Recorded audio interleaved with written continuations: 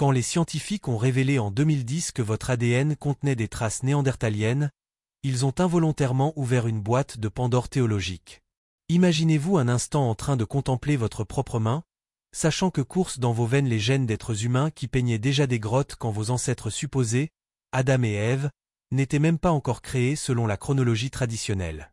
Cette révélation n'est pas juste scientifique, elle est profondément spirituelle et remet en question tout ce que nous pensions savoir sur nos origines. L'histoire commence il y a 400 000 ans, bien avant que les théologiens traditionnels ne situent la création d'Adam et Ève. Dans les vastes étendues glacées de l'Europe et de l'Asie, une espèce humaine prospérait déjà depuis des millénaires.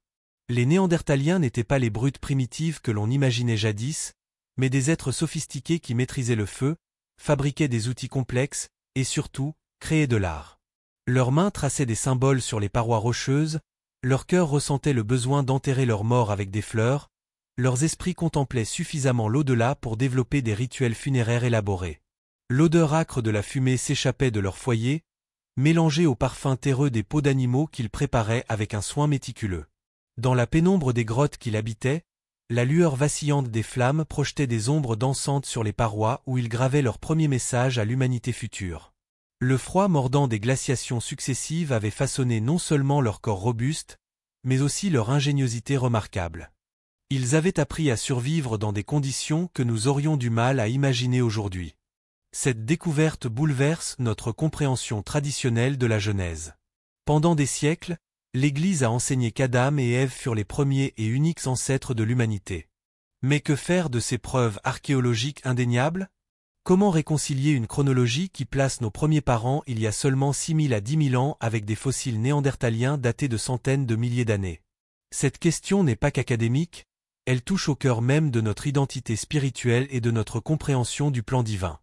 Les implications deviennent encore plus troublantes quand nous examinons attentivement le texte biblique lui-même.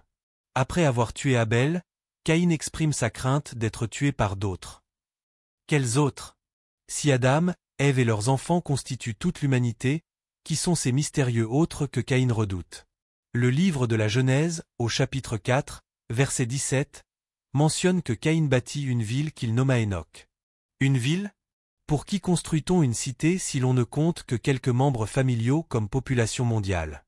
L'hébreu biblique lui-même offre des indices fascinants. Le mot Eretz utilisé pour désigner la terre peut signifier aussi bien la terre entière qu'une région spécifique.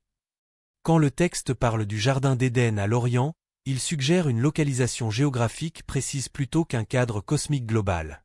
Cette nuance linguistique ouvre la possibilité que le récit adamique se déroule dans un contexte régional plutôt qu'universel, permettant l'existence simultanée d'autres populations humaines ailleurs sur la planète. Ces questions ne sont pas nouvelles. Les rabbins de l'Antiquité s'interrogeaient déjà sur l'identité de l'épouse de Caïn et sur l'origine des populations qu'il rencontra dans le pays de Nod. Leur débat talmudique révèle une compréhension bien plus nuancée des origines humaines que ce que la théologie moderne semble autoriser. Ils envisageaient déjà la possibilité que d'autres groupes humains aient coexisté avec la lignée adamique, une idée qui résonne étrangement avec nos découvertes scientifiques contemporaines. Le Talmud de Babylone, dans le traité Sanhédrin, évoque l'existence de 974 générations créées avant Adam, mais détruites par Dieu parce qu'elles ne le satisfaisaient pas. Cette tradition rabbinique, bien qu'allégorique, témoigne d'une conscience ancienne que l'humanité adamique pourrait ne pas représenter la première tentative divine de création humaine. Ces spéculations talmudiques prennent une résonance particulière à la lumière de nos découvertes paléoanthropologiques. L'analyse linguistique du texte hébreu original apporte un éclairage fascinant. En Genèse 1, verset 26, Dieu déclare « Faisons l'homme à notre image ». Le pluriel ici interpelle. Mais plus significatif encore, le terme hébreu Adam peut désigner aussi bien un individu spécifique qu'une catégorie générale d'êtres humains. Cette ambiguïté n'est peut-être pas accidentelle. Elle suggère que le récit de la Genèse pourrait décrire deux niveaux de création. L'humanité en général au chapitre 1, et une lignée spécifique au chapitre 2. Le verbe hébreu yatsar utilisé pour décrire la formation d'Adam évoque l'action d'un potier qui façonne l'argile. Cette métaphore artisanale suggère un processus délibéré et spécialisé, distinct de la création plus générale décrite au chapitre 1er. Adam n'est pas simplement créé, il est façonné, sculpté, personnalisé pour une mission particulière. Cette distinction terminologique renforce l'idée que Adam représente une élection divine plutôt qu'une origine biologique exclusive. Cette interprétation trouve un écho remarquable dans les découvertes paléogénétiques récentes. L'ADN néandertalien présent chez les populations non africaines ne représente qu'1 à 4% de notre patrimoine génétique, mais sa présence est indéniable.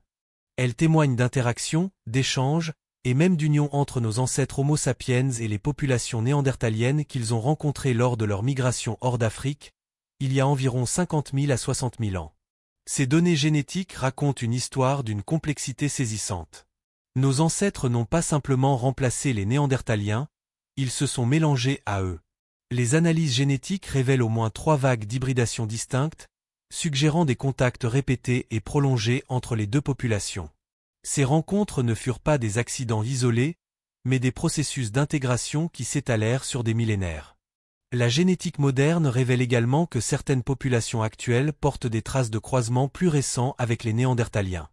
Les populations européennes et asiatiques présentent des signatures génétiques néandertaliennes distinctes, témoignant de mélanges survenus à différentes époques et en différents lieux. Cette diversité dans l'héritage néandertalien illustre la complexité des interactions entre les populations humaines anciennes. Cette découverte chamboule complètement le mythe de l'exclusivité adamique. Si Adam et Ève étaient réellement les seuls ancêtres de l'humanité, comment expliquer la présence de gènes néandertaliens dans notre génome? Cette contradiction ne peut être résolue qu'en repensant fondamentalement notre compréhension du récit biblique. Les preuves archéologiques renforcent cette remise en question. Dans la grotte de Blombo en Afrique du Sud, des archéologues ont découvert des objets d'art créés il y a 75 000 ans par des Homo sapiens. Parallèlement, en Espagne, des peintures rupestres néandertaliennes ont été datées à 64 000 ans, soit 20 000 ans avant l'arrivée des premiers Homo sapiens en Europe. Ces créations artistiques témoignent d'une conscience symbolique, d'une capacité d'abstraction qui questionne notre définition même de l'humanité. Les grottes de Cueva de los Avión et Cueva Antón en Espagne ont livré des coquillages perforés et pigmentés, véritables bijoux néandertaliens datés de plus de 115 000 ans. Ces ornements corporels témoignent d'une conscience esthétique et sociale sophistiquée. Porteurs des bijoux impliquent une conscience de soi, une volonté de communication sociale, une appréciation de la beauté qui transcende les besoins de survie immédiate. Ces comportements rapprochent indéniablement les néandertaliens de notre propre humanité. L'analyse des pigments utilisés révèle une connaissance remarquable de la chimie naturelle. Les néandertaliens savaient où trouver les ocres les plus purs, comment les traiter pour obtenir les teintes désirées, comment les mélanger pour créer de nouvelles couleurs. Cette maîtrise technique témoigne d'une transmission culturelle complexe, d'un apprentissage social qui se perpétuait de génération en génération. Si l'image de Dieu se manifeste par la créativité, la conscience morale et la capacité d'abstraction spirituelle, alors les Néandertaliens possédaient indéniablement certains aspects de cette image divine. Leur sépulture révèle un souci du sacré, une conception de l'au-delà qui transcende la simple survie biologique. À Shanidar, en Irak, des archéologues ont découvert une sépulture néandertalienne accompagnée de pollen de fleurs, suggérant des rituels funéraires élaborés témoignant d'une sensibilité spirituelle profonde. La grotte de Shanidar a révélé 9 squelettes néandertaliens, dont plusieurs présentent des signes de soins médicaux remarquables. Un homme âgé, surnommé Nandi par les archéologues, avait survécu malgré un bras paralysé, un œil aveugle, et des blessures multiples qui auraient dû être fatales sans assistance communautaire.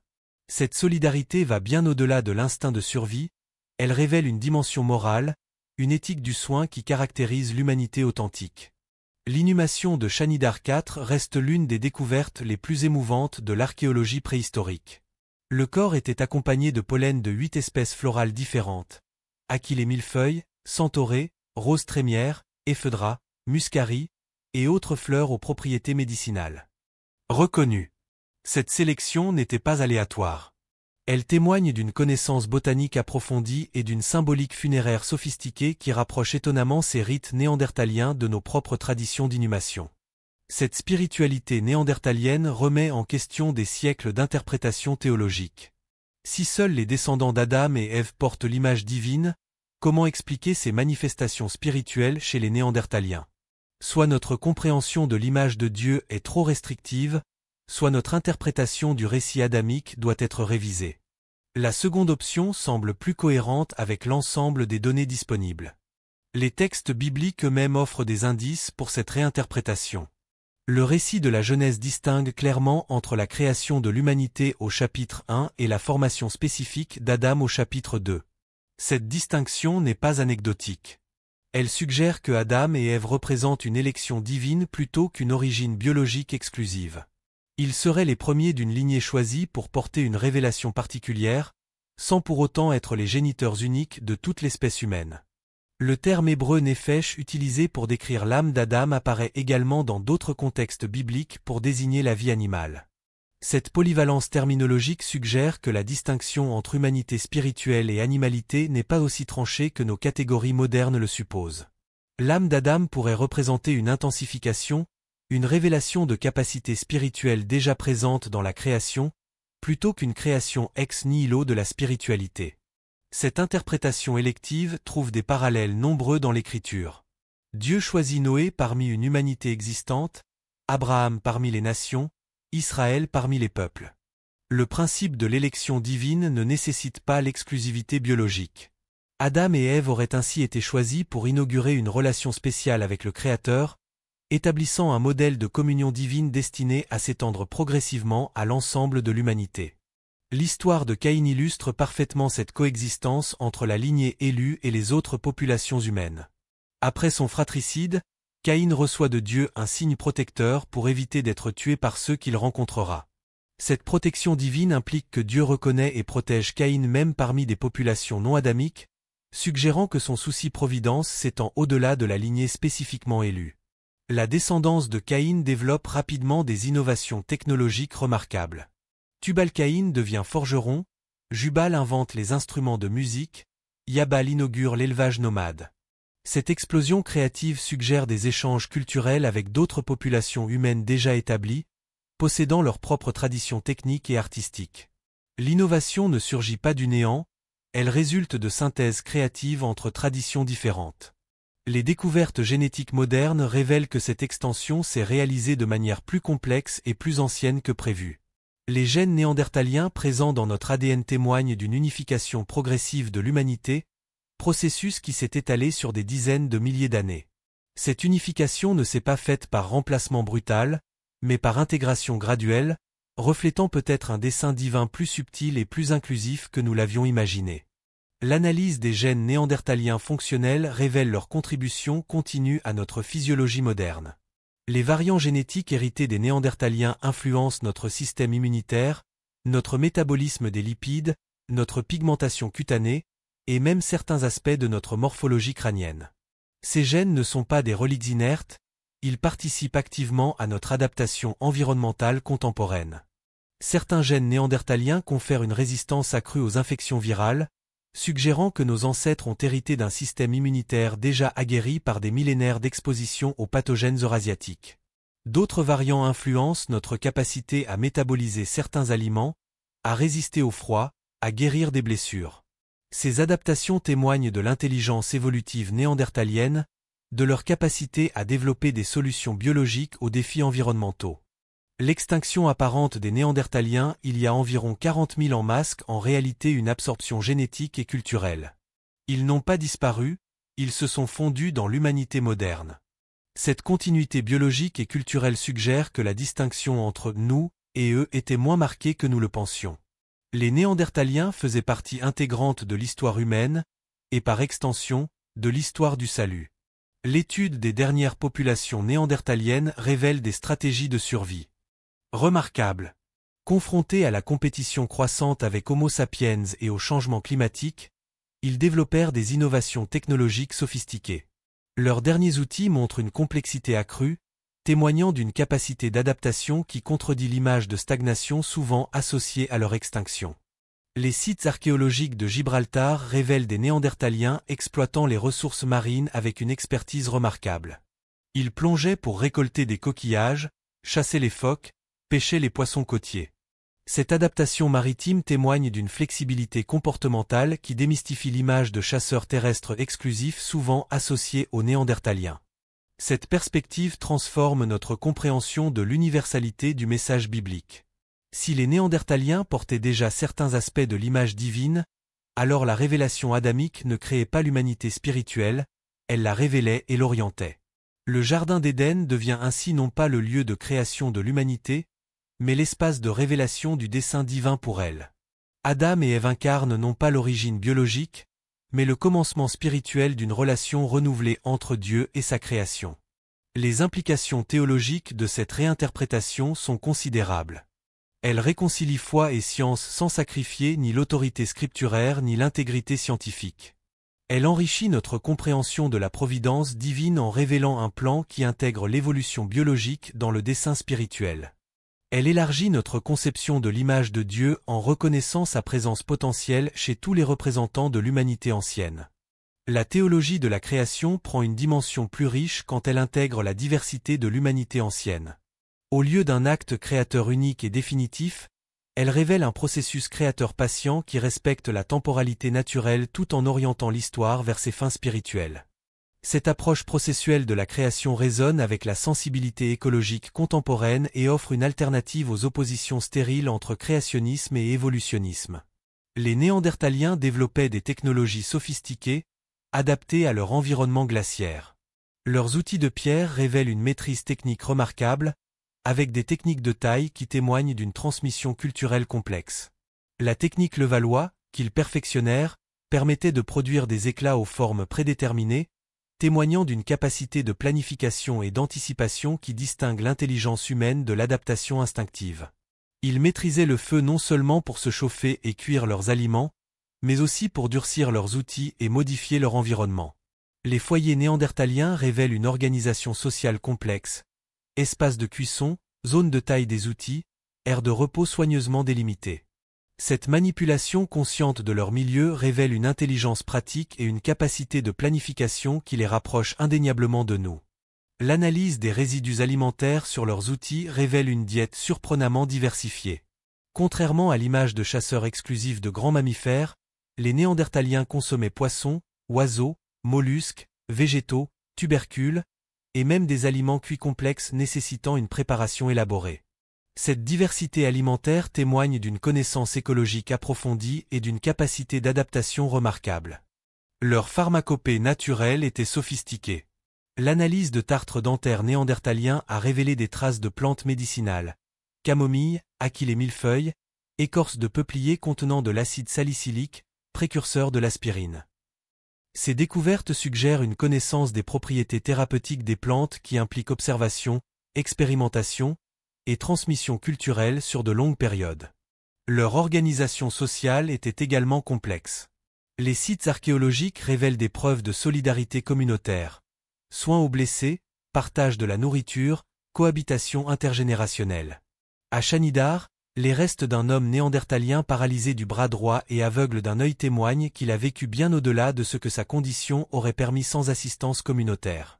Cette solidarité va bien au-delà de l'instinct de survie, elle révèle une dimension morale qui caractérise l'humanité authentique.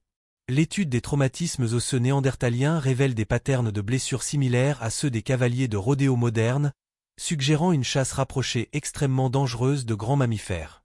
Ces blessures répétées témoignent d'un courage et d'une détermination remarquables, mais aussi d'une solidarité communautaire nécessaire pour survivre avec de tels handicaps dans un environnement hostile.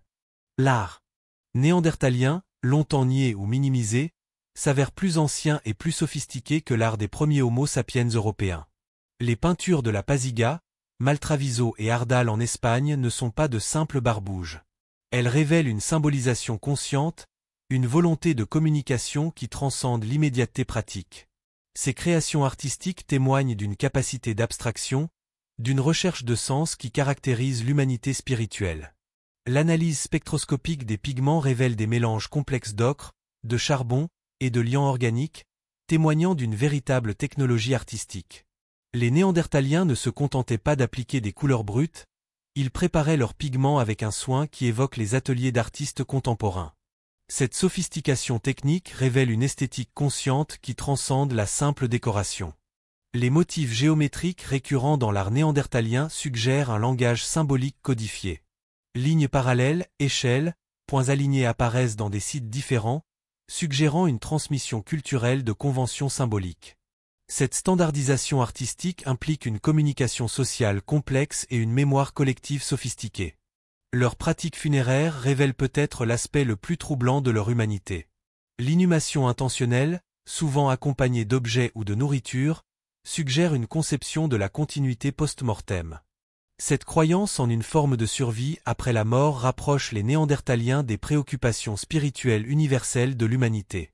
Comment nier la dimension spirituelle d'êtres qui enterraient leurs morts avec tant de soin et de révérence?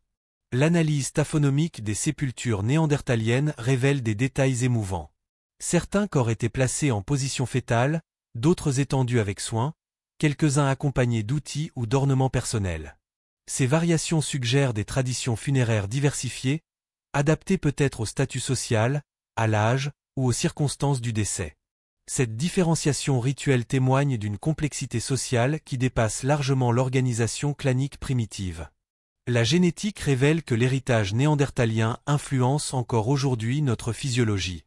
Certaines variantes génétiques héritées des Néandertaliens affectent notre système immunitaire, notre métabolisme et même notre résistance à certaines maladies. Les gènes néandertaliens liés à la kératine influencent la texture de nos cheveux et de notre peau, adaptation particulièrement utile au climat froid. D'autres variants génétiques néandertaliens sont associés à certains traits comportementaux, suggérant que leur héritage va bien au-delà de la simple physiologie. L'influence néandertalienne sur notre système immunitaire est particulièrement remarquable. Plusieurs gènes HLA, Human Leukocyte Antigen, essentiels à la reconnaissance immunitaire proviennent de l'héritage néandertalien. Ces gènes nous protègent contre des pathogènes spécifiques aux environnements eurasiatiques, suggérant que l'hybridation avec les Néandertaliens a conféré des avantages adaptatifs cruciaux à nos ancêtres migrants hors d'Afrique. Les gènes néandertaliens influencent également notre métabolisme énergétique, notre capacité à synthétiser la vitamine D sous faible luminosité, notre résistance au froid. Ces adaptations témoignent de l'intelligence évolutive néandertalienne, perfectionnée par des centaines de millénaires d'adaptation aux environnements nordiques. Nous héritons littéralement de leur sagesse biologique. Cette continuité génétique remet en question notre conception de l'extinction. Les Néandertaliens n'ont pas vraiment disparu, ils vivent en nous. Leur absorption dans l'humanité moderne témoigne d'une unification progressive de l'espèce humaine qui s'étend sur des dizaines de milliers d'années. Cette unification graduelle reflète peut-être un processus providentiel plus subtil que les interprétations traditionnelles ne le suggéraient. Les rencontres entre Homo sapiens et Néandertaliens ne se limitaient pas aux échanges génétiques.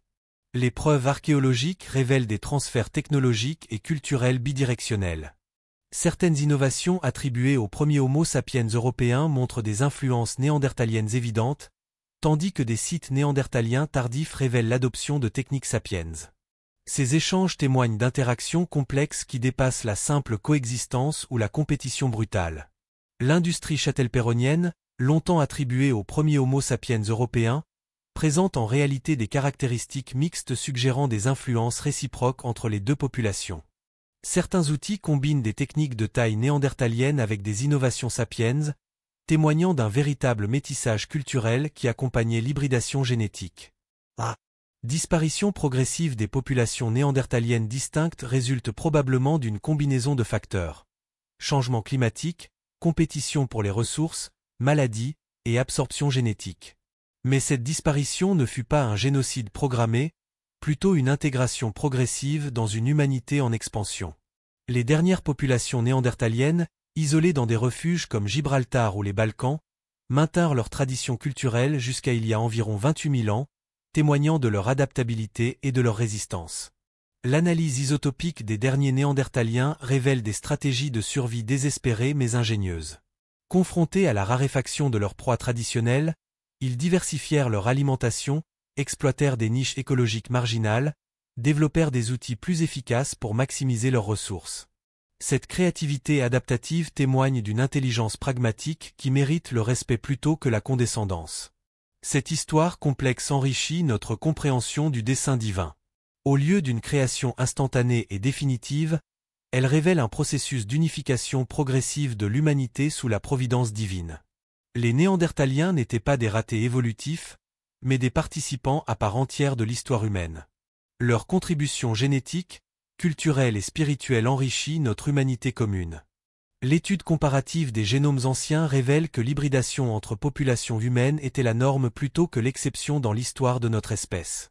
Outre les Néandertaliens, Homo sapiens s'est également mélangé avec les Denisoviens en Asie, et probablement avec d'autres populations humaines anciennes dont nous n'avons pas encore découvert les traces fossiles. Cette diversité dans l'unité caractérise l'histoire humaine depuis ses origines.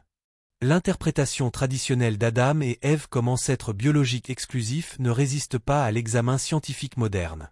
Mais leur rôle comme archétype spirituel, comme premier représentant d'une humanité en relation consciente avec Dieu, conserve toute sa pertinence théologique. Ils incarnent non pas l'origine biologique, mais le commencement spirituel de l'histoire du salut. Cette réinterprétation ne diminue pas l'importance d'Adam et Ève, elle l'enrichit. Au lieu d'être les géniteurs uniques d'une humanité isolée, ils deviennent les initiateurs d'une révélation destinée à tous les descendants de l'humanité ancienne, y compris ceux qui portent l'héritage néandertalien. Leur désobéissance et leur chute ne concernent pas seulement leur descendance biologique directe, mais l'ensemble de l'humanité qu'ils représentent spirituellement. Le concept de péché originel trouve dans cette perspective une dimension véritablement universelle. Il ne se transmet pas exclusivement par hérédité biologique adamique, mais caractérise la condition spirituelle de toute l'humanité, quelle que soit son origine génétique précise. Cette universalité du péché trouve sa contrepartie dans l'universalité de la rédemption offerte en Christ, qui s'étend à tous les descendants de l'humanité ancienne. L'œuvre rédemptrice du Christ prend ainsi une portée cosmique authentique. Elle ne se limite pas à une lignée biologique particulière, mais embrasse l'ensemble de l'humanité dans sa diversité génétique et culturelle. Cette universalité christologique résonne avec les découvertes scientifiques qui révèlent l'unité fondamentale de l'espèce humaine malgré sa diversification ancienne. Cette perspective réconcilie la foi chrétienne avec les découvertes scientifiques les plus récentes. Elle révèle un Dieu qui œuvre à travers l'histoire naturelle autant que surnaturelle, qui utilise les processus évolutifs pour accomplir ses desseins spirituels. Elle montre une providence qui intègre la complexité biologique dans un plan spirituel cohérent et inclusif. La paléogénétique révèle que l'histoire humaine ressemble davantage à un fleuve aux multiples affluents qu'à un arbre généalogique linéaire. Les populations humaines anciennes se séparaient, se retrouvaient, s'hybridaient, créant un réseau complexe d'échanges génétiques et culturels qui enrichissait progressivement le patrimoine humain commun. Cette complexité historique enrichit notre compréhension de la diversité dans l'unité qui caractérise l'humanité. L'héritage néandertalien nous connecte à une histoire plus vaste, plus ancienne, plus mystérieuse. Il révèle que nous portons en nous les traces d'êtres humains qui contemplaient déjà les étoiles, créaient de la beauté, pleuraient leur mort il y a des dizaines de milliers d'années. Cette continuité nous rappelle que l'humanité transcende les catégories biologiques strictes, qu'elle se définit par la conscience, la créativité, et la quête de sens qui caractérise tous ses représentants. L'ADN néandertalien qui coule dans nos veines n'est pas une curiosité scientifique, c'est un pont vers une compréhension renouvelée de notre identité. Il nous relie à des ancêtres qui partageaient nos préoccupations essentielles. La survie, l'amour, la beauté, la mort, le sens. Il nous rappelle que l'humanité est une famille plus ancienne et plus diverse que nous l'imaginions, une famille où chaque membre apporte sa contribution unique à l'héritage commun. Nous vivons aujourd'hui les héritiers de cette synthèse millénaire. L'ADN néandertalien qui circule dans nos veines nous connecte à une histoire plus riche, plus complexe, plus inclusive que nous l'avions imaginé. Cette découverte nous invite à repenser notre identité, notre mission, notre place dans le dessein divin. Nous ne sommes pas seulement les descendants d'Adam et Ève, nous sommes les héritiers de toute l'humanité ancienne, dans sa diversité et sa richesse. Cette hérédité élargie enrichit notre vocation spirituelle. Nous portons en nous les traces de multiples traditions humaines, de diverses manières d'être humains, de différentes approches de la transcendance. Cette richesse héritée nous donne une responsabilité particulière, celle de révéler l'universalité authentique du message divin, qui s'adresse non seulement aux descendants biologiques d'Adam et Ève, mais à tous les héritiers de l'humanité ancienne. Comment cette découverte transforme-t-elle votre compréhension de votre propre identité spirituelle? Si vous portez en vous l'héritage génétique d'êtres humains qui contemplaient déjà le sacré il y a des dizaines de milliers d'années, cela change-t-il votre perception de votre relation à Dieu? Et si l'image divine était plus ancienne, plus diverse, plus inclusive que nous l'avions pensé, quelles implications cela aurait-il pour notre mission évangélique dans un monde où chaque être humain porte potentiellement cet héritage spirituel ancestral? Ces questions ne sont pas seulement académiques, elles touchent au cœur de notre foi et de notre mission. Elles nous invitent à découvrir un Dieu plus grand, un plan plus inclusif, une humanité plus riche que nos systèmes théologiques traditionnels ne l'admettaient. Elles nous appellent à l'humilité face à la complexité du dessein divin et à l'émerveillement devant la richesse de notre héritage humain commun. Merci de m'avoir accompagné dans cette exploration fascinante où science et foi se rencontrent pour révéler la complexité merveilleuse de notre origine commune. Si cette réflexion vous a interpellé, n'hésitez pas à partager vos réactions et à vous abonner à Histoire biblique pour continuer ensemble cette découverte de notre patrimoine spirituel enrichi par les révélations de notre temps.